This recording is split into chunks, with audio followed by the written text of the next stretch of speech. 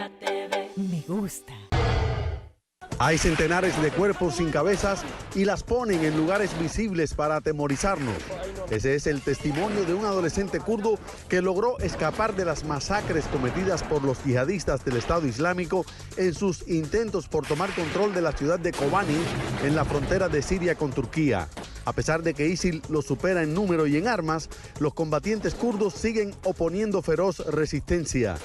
Anoche lanzaron una contraofensiva para ganar terreno en el sur de la ciudad y mataron a 13 yihadistas. Un terrorista perpetró un ataque suicida en el norte con un camión cargado de explosivos. Entre ayer y hoy, Estados Unidos y Arabia Saudita bombardearon 7 posiciones del Estado Islámico en los alrededores de la ciudad, informó el Comando Central. Gracias a un acuerdo alcanzado el fin de semana, Turquía cedió sus bases para que Estados Unidos entrene a los combatientes moderados sirios y sus aviones puedan reabastecerse en la campaña de ataques aéreos, según fuentes del Pentágono. Sin embargo, el gobierno turco negó la existencia de ese acuerdo. Me gusta tratar de hacer comparaciones para que quienes ven el programa tengan puntos de referencia. Estas son imágenes que han transmitido en las últimas horas que muestran esta posición en la frontera. Y para que tengan una idea, hay un campamento del ejército turco allí. La línea de los árboles es la frontera entre Turquía y Siria, y lo que ven del otro lado, las edificaciones, ya es Kobani. Piensen por un instante que están yendo por el Palmetto, y que cuando van cruzando Flagler hay una batalla con cañones y artillería pesada en el Palmetto y la 8.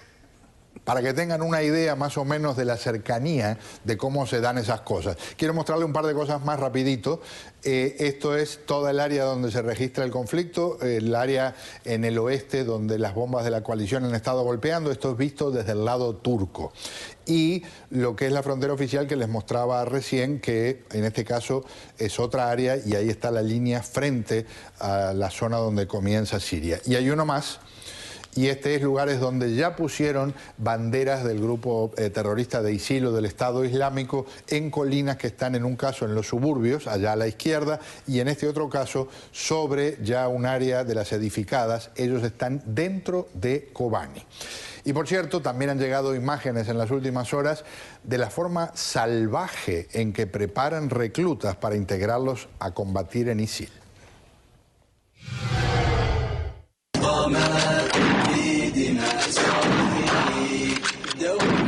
الإسلام قامت بجهاد تقي قدموا الأرواح حقا بثبات ويقين دولة الإسلام قامت بجهاد تقي بثبات ويقين يقام فيها شعر ليس يفنى ويغيب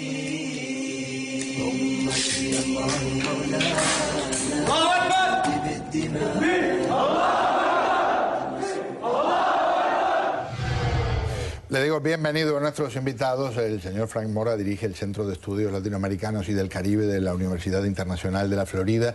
Fue subsecretario de Defensa de los Estados Unidos, por cierto, el hispano que llegó al rango más elevado en lo que es esa dependencia del gobierno estadounidense. Señor, gracias por acompañarnos. Gracias, Pedro. Muy buenas noches. El licenciado Wilfredo Amer Ruiz es asesor legal de la Asociación Musulmana Estadounidense. Señor, muy buenas noches. Un placer, Pedro. Empiezo con usted, señor Mora. ¿Qué me dice? Hay dos frentes muy diferentes. Siria, con lo que está pasando, ya estamos hablando de frontera con Turquía, y el anuncio que ahora en las últimas horas empezó a incluir algunas nubecitas de que se pueden usar bases turcas por parte de la alianza contra los terroristas. Ese es un capítulo. El otro es lo que está pasando en Irak, donde ya abandonaron una base militar otra vez los iraquíes y se sigue muy cerca de Bagdad. Su análisis. Esto demuestra que para combatir a ISIS requiere de una presencia terrestre. Estados Unidos ya ha dicho muy claramente que no va a tener una presencia en el campo de batalla, que esto es responsabilidad de los kurdos, del ejército de Irak y de Turquía. Ellos tienen la responsabilidad porque enfrentan la amenaza inmediatamente, tienen la responsabilidad de su seguridad. Y creo que Turquía ha tomado una medida vamos a decir, interesante, yo diría también lamentable, de que ahí mismo en la frontera hay una confrontación con un grupo terrorista y que no está actuando realmente en contra de esa amenaza, con la excepción de quizás permitiendo que aeronaves norteamericanas aterricen en su territorio, pero no ha actuado contra una amenaza en su misma frontera. Es increíble, ¿no? ¿Y por qué? Porque ellos tienen un problema separatista con los kurdos y le están aprovechando, en mi ver, aprovechando esta situación para debilitar a los kurdos y no a este grupo terrorista. El otro día trataba en una conversación con amistades de explicar, entre comillas, las alianzas y las enemistades. Y resulta que hay gente que está peleada a muerte ahora que tenían cierta amistad hace unos años. Hay otros que están peleados a muerte todo el tiempo, pero ahora les conviene hacerse amigos para algunas razones. Y al mismo tiempo hay gente que se beneficia, como el monstruo de Bashar el-Assad, el titular de la dictadura siria, que con todo esto saca ventaja. Así es, así es. Y hay sectarismos y facciones que cambian todos los días y es difícil saber a veces cuál es el enemigo. Claro. Quiero entrar en un territorio en el que le quiero pedir ayuda al licenciado Amer Ruiz.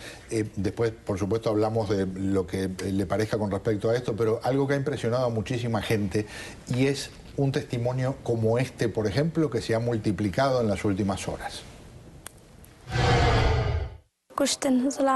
Ellos se llevaron a todas las niñas, mataron a los hombres y dejaron a las mujeres. Nos golpearon para someternos. En la medida que pudimos, no los dejamos tocar nuestros cuerpos. Mataron a mi esposo frente a mí y también a mi cuñado y a mi suegro. Fue en cuestión de minutos. Ahora mi suegra y mi cuñada están bajo su control. El Estado Islámico estaba buscando mujeres y las tomaron para ellos. Había unas 40 mujeres conmigo. Algunas de ellas ya estaban casadas. Los combatientes nos tiraban caramelos y disparaban al aire y bailaban con sus fusiles. Y entonces oficialmente, porque en este mundo alucinante en el que vivimos, los terroristas tienen su página de internet, tienen su revista, tienen sus programas de televisión y lo que plantean es que ellos están apoyándose en la Sharia, esta ley islámica tan estricta. Le pregunto a un caballero que es musulmán y que creo representa el sentir de más de 1.000 millones de musulmanes. No, y mucho más, porque es que hablar de la esclavitud en el siglo XXI, apoyándose supuestamente en la Sharia, no tiene ningún fundamento alguno, ¿verdad?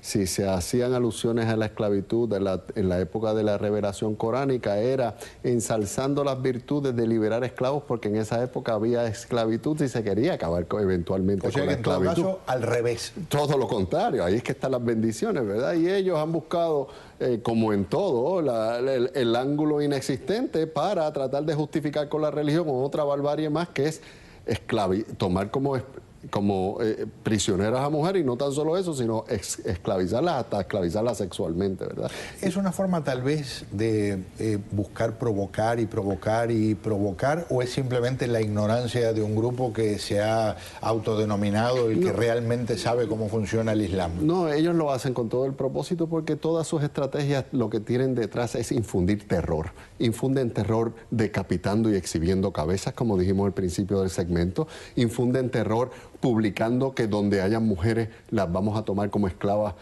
sexuales.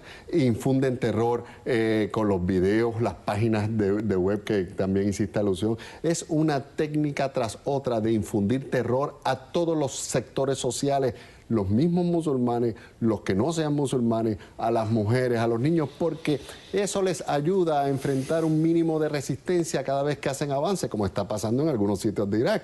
Saben que lo que viene no es bueno, claro, y muchos dicen, yo no voy a ofrecer resistencia a ese golpe de deshumanidad que viene por ahí, ¿verdad? Y eso es lo que pasa.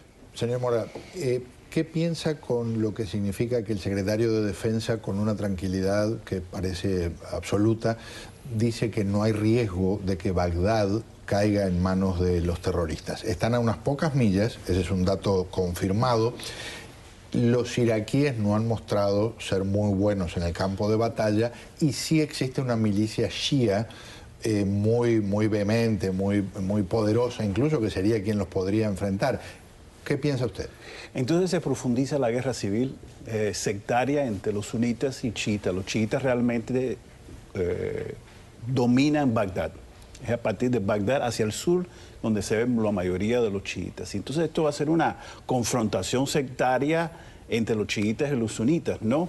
El tema está en que el gobierno chiita que está en Bagdad pueda establecer mecanismos, buscar la legitimidad, Pedro, para atraer a los sunitas que no necesariamente apoyan a ISIL, pero que no se sienten dueños del país, que no se sienten ciudadanos del país. El gobierno de Maliki por no sé cuántos años hizo todo lo posible para excluir a los sunitas y crear un gobierno chiita. Y el resultado es esto es lo que estamos viendo en este momento. Y yo creo en ese sentido que se les ha hecho tarde. Ya está asomado el problema. Ahora ofrecerle alianza a los sunitas que como dijo el compañero de panel, por muchos años estuvieron alineando, separando, no haciéndolo formar parte de ningún aspecto ni social, ni político, ni en la academia, ni mucho menos en lo militar o en cuestiones de seguridad. Ahora decir, miren, tengan su espacio ahora. Es muy tarde, lamentablemente.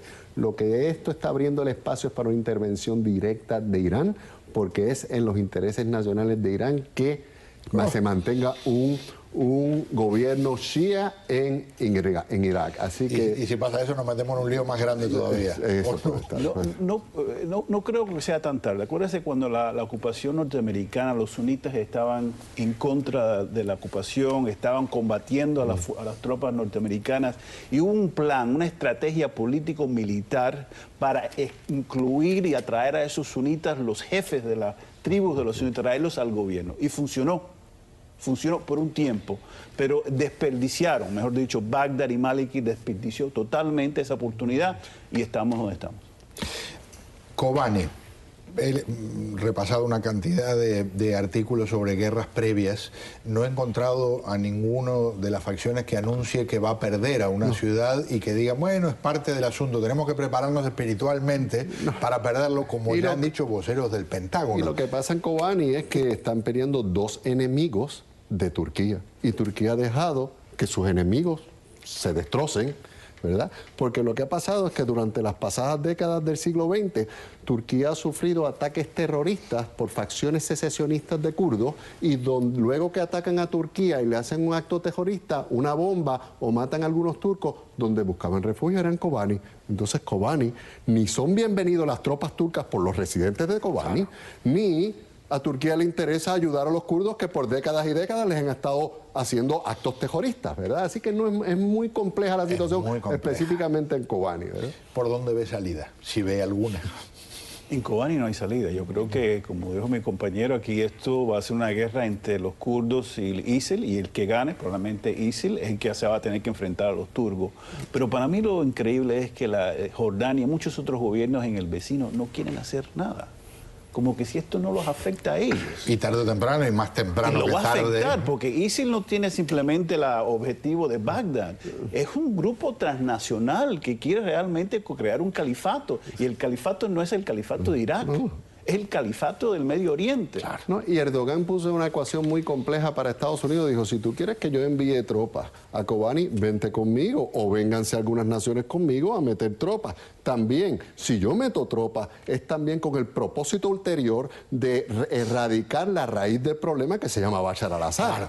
Claro. Y así que si yo voy, no es solo para meterle mano a ISIS, es para meterle mano a Bashar al-Assad. Y todo el mundo está ahora en silencio, como diciendo, no, un enemigo a la vez, y Turquía no quiere negociar al enemigo. Si mete tropas es para sacar los enemigos de raíz, porque dejar Bashar al-Assad le es tan enemigo a Turquía como lo es ISIL. Y si les terminan a ISIL, fortalecen a Bashar al-Assad. Imagínate. Un gusto tenerlos acá. Gracias. Muchísimas gracias. Paréntesis, al regresar, una novedad que ha crispado los nervios de muchas personas aquí en el sur de la Florida, vinculada a un veterano pelotero que llegó y dijo, estoy muy orgulloso de ser revolucionario, hablando de la revolución castrista. Bueno, se armó un lío bárbaro, vamos a hablar con un caballero que fue agredido como consecuencias de esto. Ya volvemos.